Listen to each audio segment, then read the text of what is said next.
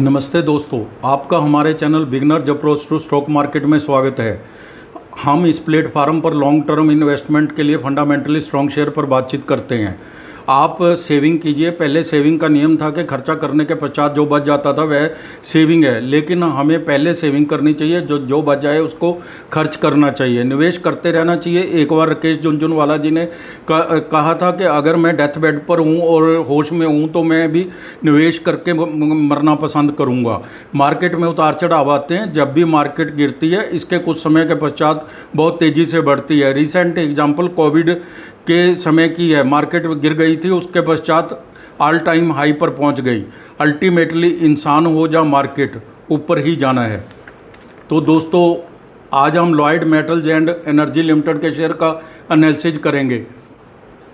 पहले हम कंपनी के बिजनेस मॉडल को समझेंगे, उसके बाद फंडामेंटल सीखने की कोशिश करेंगे, फिर हम वैल्यूएशन पर बातचीत करेंगे ताकि कुछ मुनाफे के बारे में सोचा जाए। पहले हम बिजनेस मॉडल देखते हैं। लॉयड्स मेटल स्पंज आयरन के निर्माण, बिजली उत्पादन, खनन गतिविधियों के व्यवसाय में है। कंपनी का रेवेन्यू ब्रेकअप इस प्रकार है: 83% sale of sponge iron and steel से आता है, एंड रेस्ट है जो 17% वह पावर से आता है। कंपनी के पास एक प्लांट महाराष्ट्र में जिसकी कैपेसिटी 2,70,000 MTPA स्पंज आयरन की।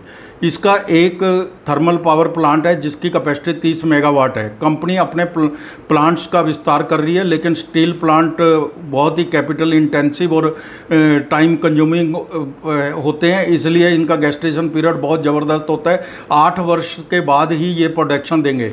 हम इसके फंडामेंटल्स देखते हैं। मार्केट कैप 24,828 करोड़ है। स्टॉक पी 27.3% है। बुक वैल्यू 34 रुपये पर शेयर है। ROE 90.5% है। फेस वैल्यू 1 रुपये है।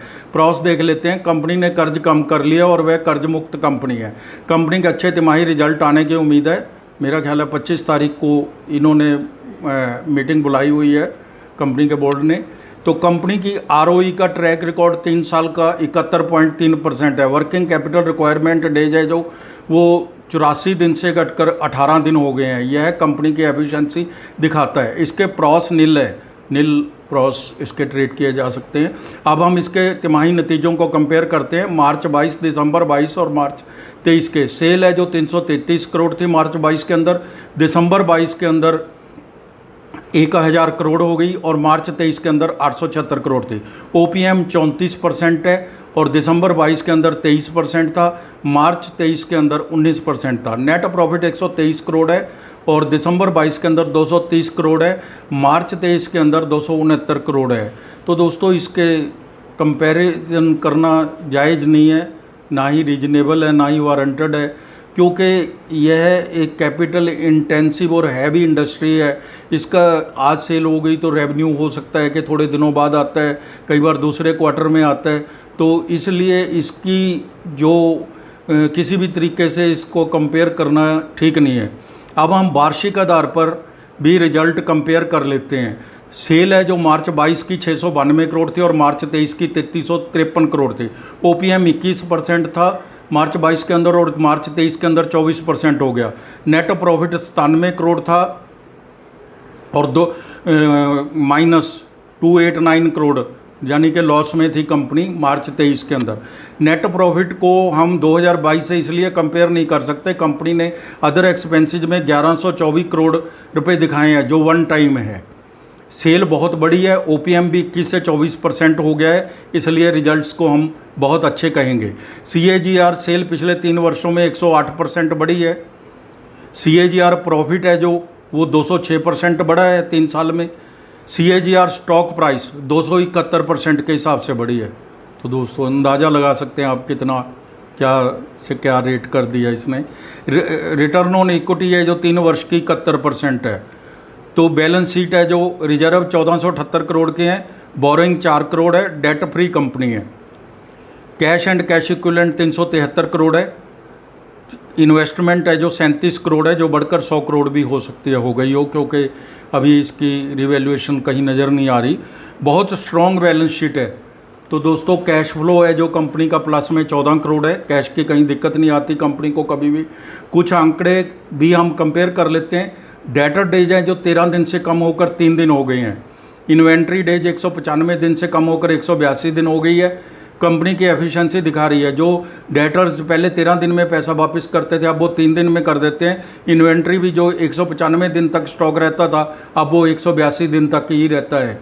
तो इतनी हैवी इंडस्ट्रीज़ के अंदर 182 दिन कोई ज़्यादा नहीं है दोस्तों।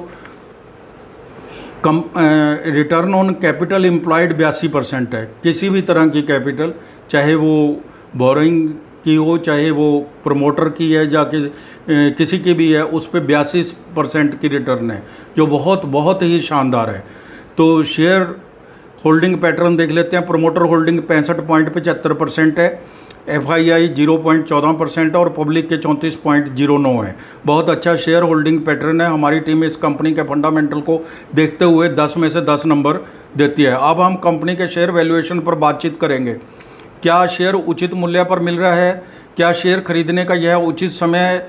इसके आने वाले समय में टारगेट क्या हो सकते हैं? तो दोस्तों, शेयर का आज का भाव है जो लगभग 558 रुपये के आसपास चल रहा है।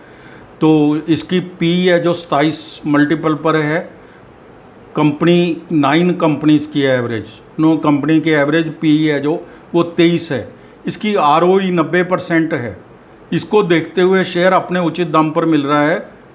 शेयर की एक एनालिस्ट ने 2 रिपोर्ट में लॉन्ग टर्म प्राइस है जो एवरेज टारगेट 1040 रुपये दी है। यह 87% अबव है आज के भाव से। यदि आप अच्छे निवेश की तलाश में हैं तो लॉयड मेटल एक अच्छा शेयर है। वॉलेट इन्वेस्टर ने फोरकास्ट जो की है, 1 साल का टारगेट 654 रुपये और 5 साल का टारगेट 1093 रुपये दिया है। तो metal sector capital intensive industry है और इसके इकोनॉमिक रिकवरी है, जो वर्ल्ड इकोनॉमिक रिकवरी है, जो वो अंडर वे है। कमिंग मंथ में कमोडिटीज़ की डिमांड बढ़ने वाली है, तो उसमें स्टील एंड आयरन प्रमुख है। इसमें इंडियन इन्वेस्टर्स को भी फ़ायदा होगा। आप अगर इस शेयर में निवेश करना चाहते हैं तो पहले अपने किसी वित्तीय विशेषज्ञ की सलाह ले लें और हमारा डिस्क्लेमर भी देख लें। Thank you very much.